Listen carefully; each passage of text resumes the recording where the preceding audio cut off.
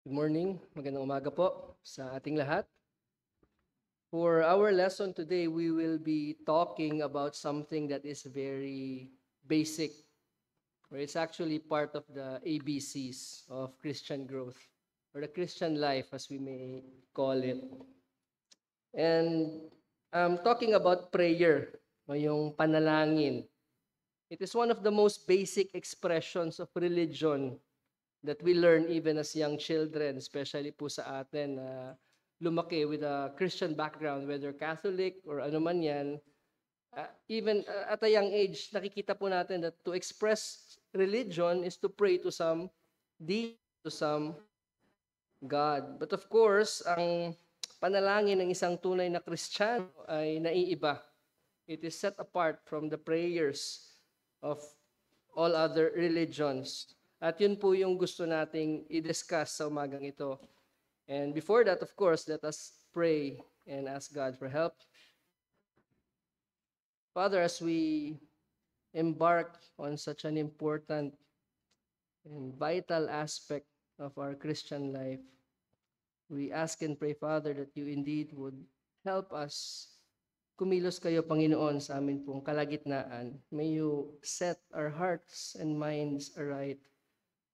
May you teach us, Lord God, so that we may pray rightly, that we might pray in a way that aligns with your will, that we might not pray amiss. May you give us humility, O Lord God, in Jesus' name. Amen. Now, gaya nga po ng aking nasabi, ang panalangin ng isang tunay na mananampalataya ay naiiba di hamak sa panalangin ng even of professing Christians. And of course, kung familiar tayo, ang panalangin ng iba is not even different from superstitious beliefs. Na parang anting-anting yung panalangin para sa iba. And no serious Christian would deny, wala pong seryosong mananampalataya ang magdi-deny that prayer plays an important role sa ating buhay. And it is necessary. It is a vital part of our Christian life. And no right-minded Christian believes that it is fine to go on without prayer. As long as I'm saved, it's okay not to pray. Prayer actually comes to those who have been saved naturally. Natural po ang panalangin sa isang tao na tunay na nakaranas ng kaligtasan. Sabi nga po ni Charles Haddon Spurgeon, prayer is the breath of life in the newborn believer. Prayer is the first cry by which it is known that the newborn child truly lives. Yung pag-iyak po ng isang sanggol na bagong silang ay tanda that the lungs have started to function. Of course, dun po sa sinapupunan, ang pinagkukunan po ng oxygen nung bata, nung sanggol, ay yung from the placenta through the umbilical cord. But as soon as siya ay lumabas na, gaya nga po ng sabi ng isang article na aking nabasa, once the baby's body senses that there is no supply of oxygen from the previous source, it will start stimulating the lungs to begin functioning, and this manifests in the form of a cry as the baby literally asks for its first breath. So yung unang pag-iyak ng baby is signifying that it is gasping for air and signals the lungs to function. So meaning may life. Yung pag-iyak ng bata ay tanda na mayroong buhay. Siya ay buhay. And so, genuine prayer, totoong panalangin that really connects or that really reaches God through the Lord Jesus Christ can be said na meron pong transition na naganap sa isang tao. Once a person begins to pray in such a way that it really connects to God, of course, through Jesus Christ, it is a sign that there has been a transition from death unto life. No, hindi po kagaya nung sa sanggol from another source of life to another, wala po tayong pinagkukunan ng buhay. Bago tayo maligtas, tayo ay patay sa ating mga kasalanan. We are dead in our trespasses and sins. But then when we really start to pray, when we begin to pray in such a way that God hears and listens to us, that's a sign that there has been life, na meron pong transition na nangyari. But do we remain as infants? Do we stay as infants? We don't. From desiring the milk of the word, we grow, and we proceed to what? Take on meat. And so should our prayers. No, habang lumalago po tayo, it's understandable that a new Christian would pray in such a way that is compatible with a new Christian. Pero habang tayo ay tumatagal sa pananampalataya, habang lumalalim yung ating kaalaman, yung ating eksperyensya sa Diyos, dapat ang atin din pong panalangin becomes more meatier in its what? Substance. But sadly, it is not the case with many Christians and many churches. Just listen to what many prayer requests sound like in many prayer meetings. Pakipag-pray po yung pinsan ng kapatid ng aming kapitbahay na may sakit. Now, I'm not saying it's wrong to pray for those things. Kaya malalaman po natin. Or please pray for my son's high school performance. May sayaw, meron sila. Please pray for him. I mean, meron pong lugar yon, but we should not, but ano po yung lugar na dapat nilang i-occupy sa ating panalangin bilang isang iglesia at bilang isang individual na mananampalataya? As Gary Miller observes, yun po yung aklat natin pagkukunan ng ating pong lesson, mainly, these things show the lack of gospel depth in our view of prayer. Mababaw po yung ating pananaw when it comes to the prayer and when it comes to its connection to the gospel. Someone said, sabi niya, the reason that we who pray need a theologian on our side is that most of the difficulties of prayer are our own making. The making of well-meaning friends or the lies of the devil who always seem to be looking after our best self-interest. What he's saying is that's why we need to learn the theology of prayer so that we don't invent our own. Para hindi tayo gumawa ng sarili nating theology on what prayer is, what prayer should be, and what should be the content of our prayers. The reason that prayers lack depth, wala pong lalim yung ating panalangin, is partly because of our lack of theological or biblical knowledge about what prayer really is. Ano ba yung pinaka-basic na maririnig natin? Ano bang pananalangin? It's talking to God. Communicating with God. And all the more, if we say that that is the definition of prayer that we know, all the more na dapat ayusin natin. Dapat kilala natin yung Diyos na ating nais kausapin at ating kinakausap. That is why we need to grow on our knowledge of Him. And so it would be it would greatly help us to grow in our knowledge about prayer as well. Kasi kung paano natin kilala yung Diyos, ganun lang din yung ating approach sa Kanya. Kung gaano natin kakilala yung Diyos, that's how we would approach Him. Hindi katulad sa atin, the more closer we get, the more mas komportable tayong makipag-usap in a way that we would not do with other people. But with God, it's different. The more we get to know Him, the more reverent our prayers should become. The more aligned with His will and with His character, dapat yung ating panalangin. The more nakilala natin ang Diyos. But I'm also aware that talking about this tackling theology, prayer, can cause problems. Kasi pwedeng ma-inform lang yung ating mga utak.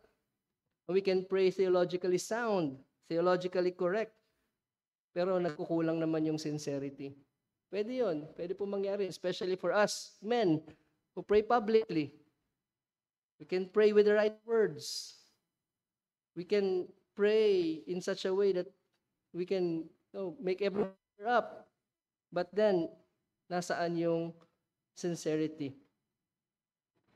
But on the other hand, mahirap pong manalangin na hindi tayo lilihis at hindi tayo sasablay kung kulang din yung ating kaalaman theologically. about God and about prayer. So there should be a balance.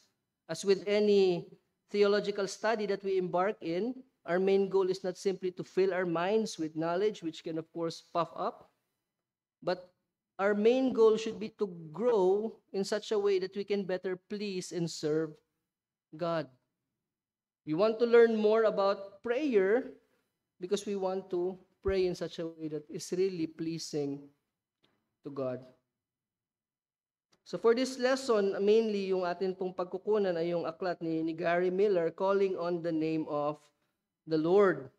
And his approach is a biblical theology of prayer. So when we talk about biblical theology, ano po yung ating ginagawa? We trace the teaching of a Bible on a certain topic as it develops from the Old to New Testament. So titignan lang po natin yung development.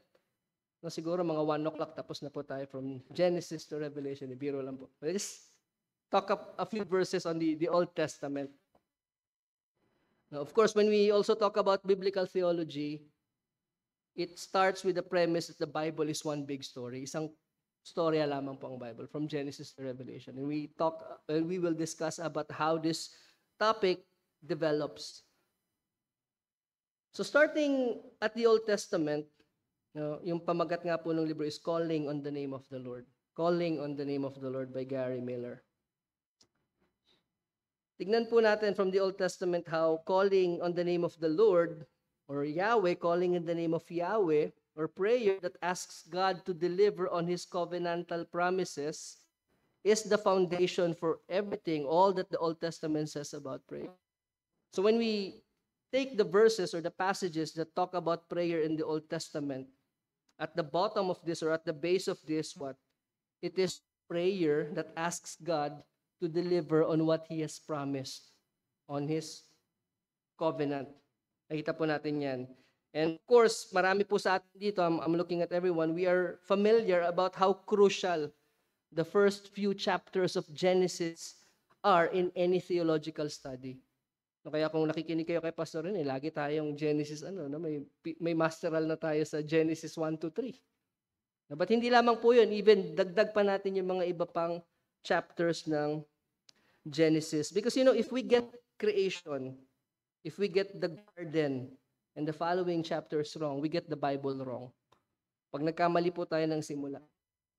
I told my children that if you fail to believe in the beginning God, then there's no reason for you to believe the rest of the Bible. You have to believe that in the beginning God created, that there's a God who created. So if we get that part of the Bible wrong, then makakaasa tayo, malayo na tayo pagdating natin ng Revelation, malayong-malayo na tayo sa katotohanan. So where can we find the first explicit mention of prayer or anything that resembles prayer in Genesis? Sino po makakasagot? Sunday school naman tayo. Pwedeng sumagot. Si Pastor, may binubulong. Sabi nila, yung pag-uusap ni Adan at Eva sa Diyos, sa garden ay panalangin daw. That's still debatable. Sinabi ng Biblia that is prayer. Although they are communing with God. They are communicating with God. Or even yung interactions between Cain and Abel and God, or dun sa nangyari doon, nakipag-usap yung Diyos kay Cain. Some people say that is prayer, but still that is debatable. The first time that we will read something that undeniably looks like prayer is in Genesis 4:25 to 26. Genesis 4:25 to 26. Sabi po doon, and Adam knew his wife again, and she bore a son and called his name what? Seth. For she said, God has appointed for me another offspring instead of Abel, for Cain killed him. So, si Seth ay nabanggit. At si Seth ay meron ding anak. Ano yung pangalan ng anak niya? Si Enosh. To Seth also a son was born, and he called his name Enosh. At that time, people began to call upon the name of the Lord. So this is the first time that we will read something that is undeniably prayer. Pwede nating tawaging prayer sa Bible. But then, tignan po natin yung background kung kailan ito nasabi. Why was this triggered by the birth of Enosh? To Seth, also a son was born, and he called his name Enosh. At that time, people began to call upon the name of the Lord.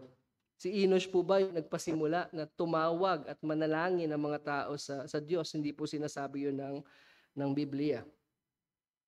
Let's go back to Genesis chapter 3:15 a little bit so we can get the sense of that was mentioned. Sabi doon, sa proto-evangelium or the first mention of salvation or gospel in the Bible, sabi po doon, I will put enmity between you and the woman and between your offspring and her offspring, or the seed.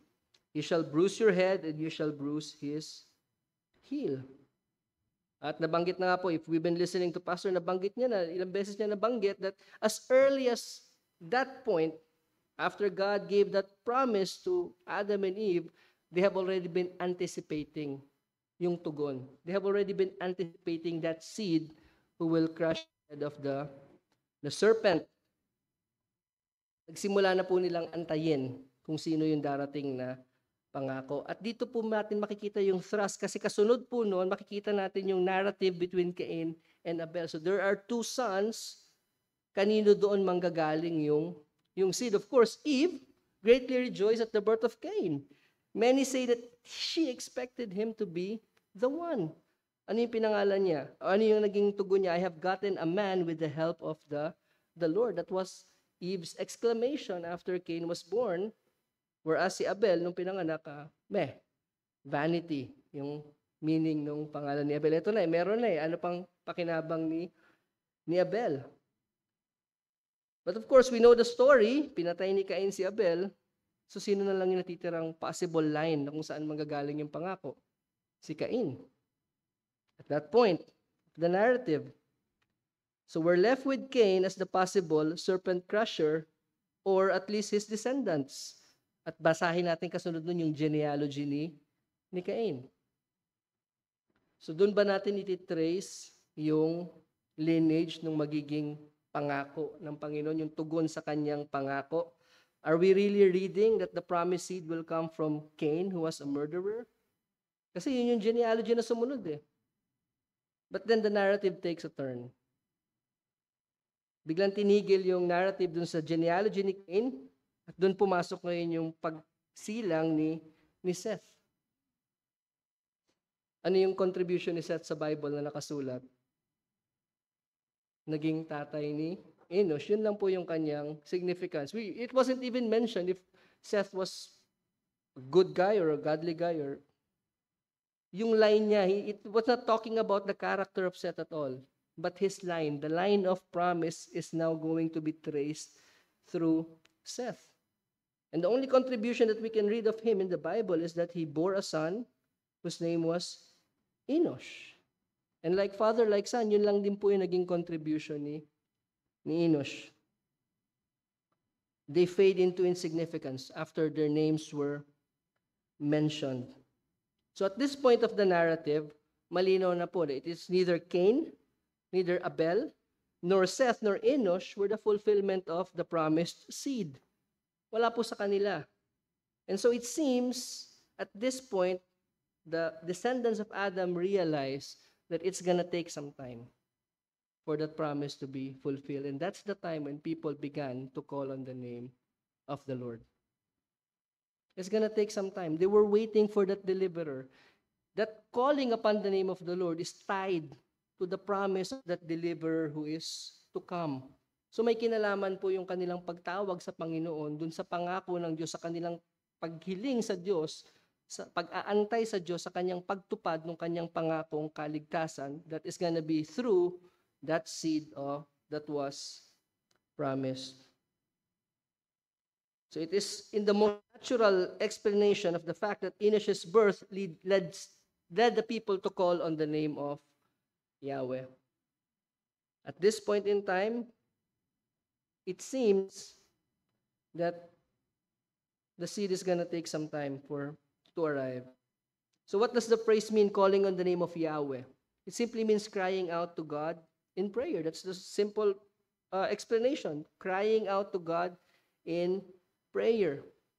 So after Eden, The conversation between God and humans begins with crying out to God or calling on the name of Yahweh. And when this phrase, calling on the name of Yahweh, is used in the Old Testament, what? It is asking God to intervene specifically to do one thing, to come through, to fulfill His promises. May kinalaman po yun sa paghiling natin sa Diyos na to pa rin yung Kanyang ipinangako. It is asking God to intervene, to specifically do one thing, and that is to come through to fulfill His promise. So meron pong specific na direksyon at this point in the Bible pag pinag-uusapan yung panalangin. When we read people pray in Genesis, it is asking God to fulfill or to come through on His promises. Tignan po natin yung ibang verses. It will develop further. Genesis 12:7-8, nandito na po tayo kay Abraham. Then the Lord appeared to Abraham and said, to your offspring, I will give this land. So there's the promise. To your offspring, I will give this land. So he built there an altar to the Lord who had appeared to him. From there he moved to the hill country on the east of Bethel and pitched his tent with Bethel on the west and Ai on the east. And there he built an altar to the Lord and what? And called upon the name of the Lord. And Abraham journeyed on, still going toward the Negev. So ano yung minomodel sa atin ni Abraham dito? He models for us a faith response. Ano yung response of faith to God's promises? Is to call upon the name of the Lord. To call upon the name of the Lord. Adam displays that as he journeys towards the promised land, as he moves toward the promised land, ano yung kanyang ano? He relies, nagtitiwala siya kay Yahweh to fulfill what he has promised. When he calls upon the name of the Lord, he is expressing his faith that because you promised this, this will certainly happen. Also in Genesis 21:33-34, Abraham planted a tamarisk tree. Marami po tayong verses na babasahin in Beersheba, and called there on the name of the Lord, the everlasting God. And Abraham sojourned many days in the land of the Philistines. Ano po yung context nito? Ito po yung nagkaroon ng kasunduan si Abraham at si Abimelech, thus removing the threat of the Philistines. So maari nang manatili si Abraham dun sa lupain ng mga Philistines nang walang banta dahil nagkaroon na sila ng kasunduan ni Abimelech. And so again, that's part of God fulfilling His promise to Abraham. And in this stage, sa kanyang paglalakbay, ano yung ginawa ni Abraham? He calls on the name of the Lord. So again, Abraham was signifying his full dependence upon God to come through on His promise. In Genesis 26, ay inulit po, nireiterate ng Panginoon yung kanyang pangako kay Isaac. Genesis 26:24, and the Lord appeared to him the same night and said, I am the God of Abraham, your father. Fear not, for I am with you and will bless you and multiply your offspring for my servant Abraham's sake. At ano naman yung naging tugon ni Isaac? So he built there an altar and called upon the name of the Lord and pitched his tent there, and there Isaac's servants dug the well. And so from these verses, ano po yung makikita natin? To call upon the name of Yahweh in Genesis then is to respond to God's promise-making initiative by asking Him to act to fulfill His promises. Ito po ay tugon. Ang pagtawag sa pangalan ng Panginoon ay ating tugon sa paggawa ng Diyos ng kanyang pangako at ang ating pamanhik sa Kanya, natupadin yung kanyang bagay na ipinangako. And of course, we cannot go through every possible verse, pero makikita po natin to even in the showdown of what? Elijah and the prophets of Baal. Ano ba yung challenge ni Elijah sa kanila? And you call upon the name of your God, and I will call upon the name of the Lord.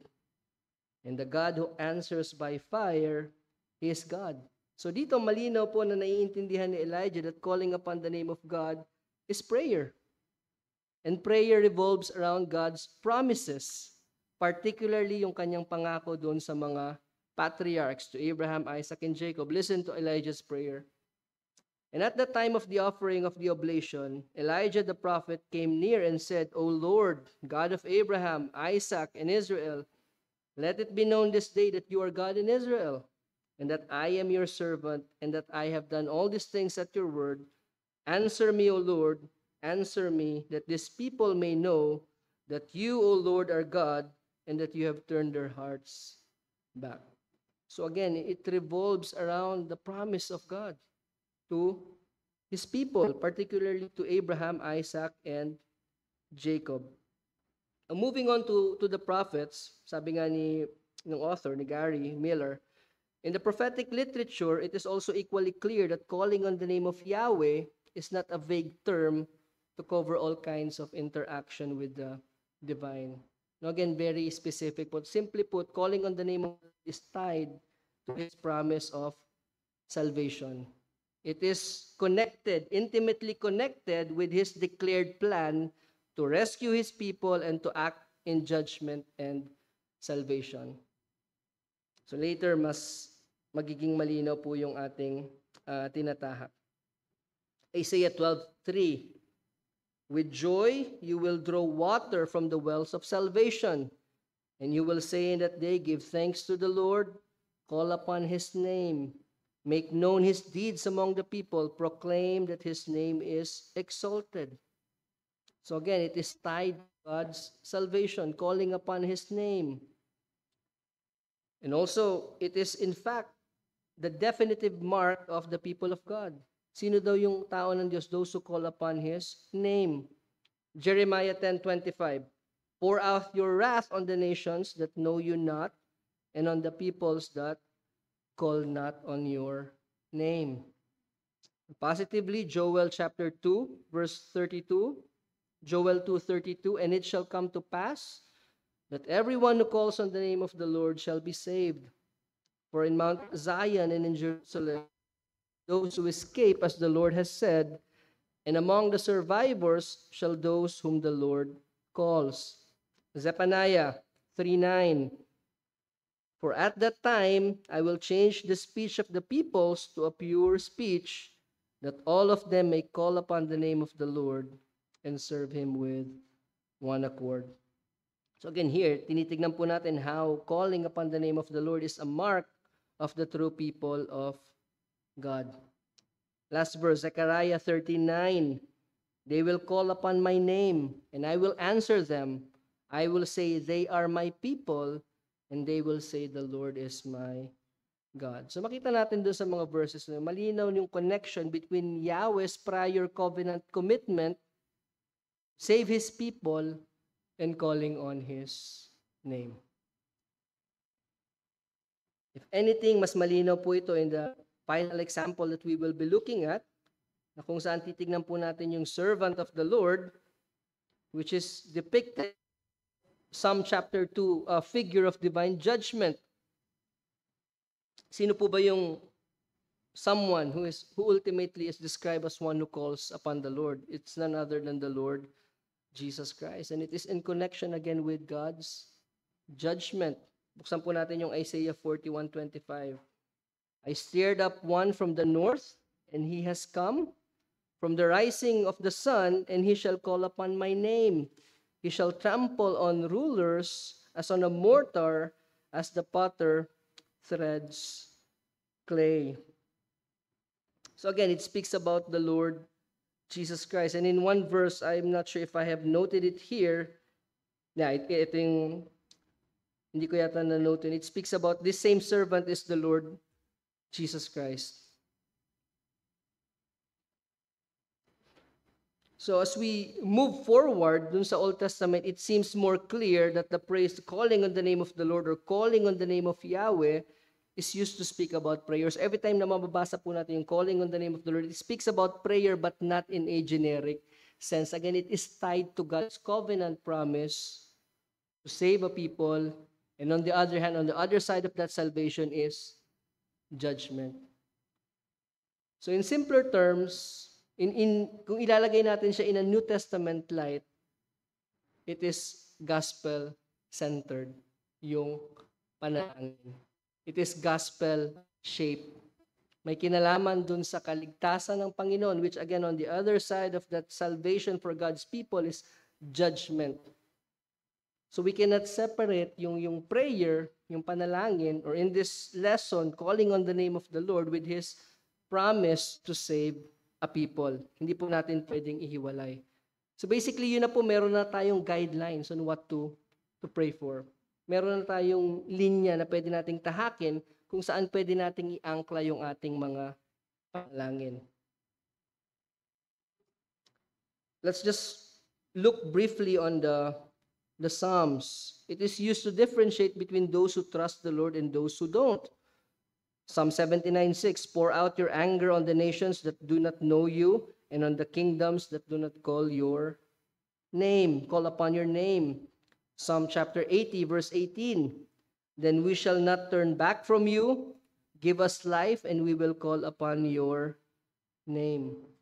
So dito, pinapakita sa atin na yung mga tao na nakaranas ng kaligtasan ay yung mga tao na tumatawag sa pangalan ng Panginoon. They are those who enjoy His covenant blessings. Just listen to Psalm 116. I love the Lord because He has heard my voice and my pleas for mercy. Because He inclined His ear to me, therefore I will call on Him as long as I live. The snares of death encompassed me, the pangs of Sheol lay hold on me. I suffered distress and anguish, then I called on the name of the Lord. O Lord, I pray, deliver my soul. What shall I render to the Lord for all His benefits to me? I will lift up the cup of salvation and call on the name of the Lord. I will offer to you the sacrifice of thanksgiving and call on the name of the Lord. So it is clear, calling on the name of the Lord, or what we call right now as prayer, cannot be simply put in a generic sense. Yung mga panalangin natin pong nabasa, yung mga examples natin pong nabasa, can always be traced back to God's covenant promise of salvation. Lagi pong nakaangkla doon sa pangako ng Diyos na nakaligtasan, yung mga panalangin. To call on the name of Yahweh is to cry out to God to come through on His promises, specifically to rescue and give life to His covenant people. It is also a prayer for salvation, kagaya ng ating nabasa, or an expression of the fact that one is relying on God for salvation. As I've mentioned earlier, calling on the name of Yahweh, that is the Old Testament sense. Pag nilipat natin sa ating panahon sa New Testament age, it is gospel-shaped prayer. What should shape our prayers? Ano yung bagay na dapat nag-guide sa ating mga panalangin bilang iglesia at bilang mga individual na mananampalataya? It should be the gospel. That's why if you don't know the gospel, then pray aright to God. Nung nangaral si Peter dun sa Acts chapter 2 on the day of Pentecost, ano yung kanyang sinabi sa mga tao? Kinote niya yung Joel na binasa natin kanina. Those who call upon the name of the Lord shall be saved. Call upon the name of the Lord. Ganon din yung sinabi ni Pablo in Romans chapter 9 to 11. He is discussing yung connection ng Israel sa promises ng Diyos. Anong sabi niya? Those who call upon the name of the Lord shall be saved. So again, prayer should always trace back to the gospel. A magandang guide sa atin, no? To always have our prayers shaped by the gospel. If it is in the Old Testament, and it is even more clear, kung pag-aaralan pa natin yung mga prayers sa New Testament, it will even be more obvious how the gospel should guide, how the gospel should align our prayers. No, kasi pansinin ninyo kung walang align sa prayers. Growing up, I grew up in a church culture na kung saan sinasaway yung mga sakit. Napalayas yung depression, inuutan. And that's part of what? Prayer. It's even more superstitious. I grew up believing that if you pray in the blood of the Lord Jesus Christ, mas takot yung mga demonyo pagka inanom mo na yung dugo.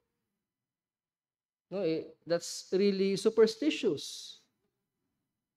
But if we know the gospel, at nakita natin sa ating pinag-aralan how even in the Old Testament at the early onset, kung saan we learn about prayer, it always leads back to God's promises, to God's covenant promises, then meron na tayong magandang starting point, meron na tayong magandang foundation kung paano tayo dapat mananalangin. So here are just a few reflective questions perhaps to ask. How does praying for this thing, how does praying for this prayer item connect to God's redemptive purposes? Ano ba yung kinalaman nito doon sa... Can we just really ask God basically anything? Can we pray for new shoes, new car, new house? That's fine as long as we know paano natin ibabalik ito doon sa redemptive purpose ng Panginoon. Ano ba yung magiging papel nito? Kung meron naman talaga. And of course, I'm not saying that we should be the judge of the motives or the intents of each and everyone's heart kung ano man yung mga bagay na ipinapanalangin natin. Pero ito nga magandang balikan yung ganitong bagay pagkat makita natin tama ba na ipanalangin ko itong bagay na ito. Dapat ko bang ipanalangin? Dapat ko ba itong isama sa aking mga bagay na ipinapanalangin? What do I really desire to see? Another question, what do I really desire to see as the fruition of this prayer? Kung itong bagay na ito ay pinapanalangin ko, ano ba talaga yung nais kong makita? Ano ba yung nais kong maging resulta nitong bagay na ipinapanalangin ko? Sometimes we throw out prayer requests, which is fine. Pero ano ba talaga yung nais nating makita na maging katugunan dito sa bagay na ipinapanalangin natin? Sometimes we struggle when we pray for someone that we don't really know. A person that we barely just know the name. How can we pray aright for that person? That's one question. So again, balik tayo dun sa ating pinag-aralan kanina. Rather, we can sincerely pray for that person's salvation if we know that that person is not a believer. But see, if someone is nasa hospital, may sakit, and we really don't know if that person is even a Christian, what do we really want to see if we pray for that person to be healed? What good does it do? I mean, it's good temporarily, pero ano ba talaga yung nais nating makita? Ano ba yung nais nating maging bunga talaga nung bagay na ating ipinapanalangin para sa taong yon? When I pray for an unbeliever, when we do pray for unbelievers, of course, we pray for their salvation, that's a different thing. Pero hindi lamang kaligtasan yung ipinapanalangin natin para sa mga unbelievers, tama? We pray for many things. Are we consciously aware of the impending judgment that they will face if they do not come to a saving knowledge of the Lord? Because what good if I pray for someone to pass the board exam who's an unbeliever? What good does it do to that soul? And how is it, again, tied to the gospel? How can I tie that back to the gospel? Kasi kung hindi, we might be speaking vain words even in prayer. And we don't want to do that. We don't just want to talk. Subukan nating may lumapit sa ating tao. Kakausapin lang tayo ng kung ano-anong bagay, kung ano yung feel niyang sabihin. At any given time, on any given topic, na walang kinalaman sa relasyon yung dalawa. Tayo mismo, di ba, it's not gonna feel good. And sometimes we do that to the Lord. We come to Him praying for things that we don't even understand or even don't know. You just say things. Kasi yun yung nakasulat. Someone asked me to pray for this, so I just pray for this. I just repeated the words. Pero walang depth. We may be sincere, but then again, walang depth. Do we pray for things that are not promised to us? I mean, it's okay. Wala namang like for example, healing is never promised to us. But do we pray for things not promised, especially to unbelievers? It's hard for me to pray for God's comfort to be upon unbelievers. grieving family who are unbelievers. God's comfort kung hindi ko ipapanalangin na sana makilala nila yung Panginoong Yesus. Kasi only through knowing the Lord Jesus Christ can they truly know and experience God's comfort. So again, we have to align it rightly. Instead of just praying, Lord, may you comfort this family. But this family are a family who rejects God.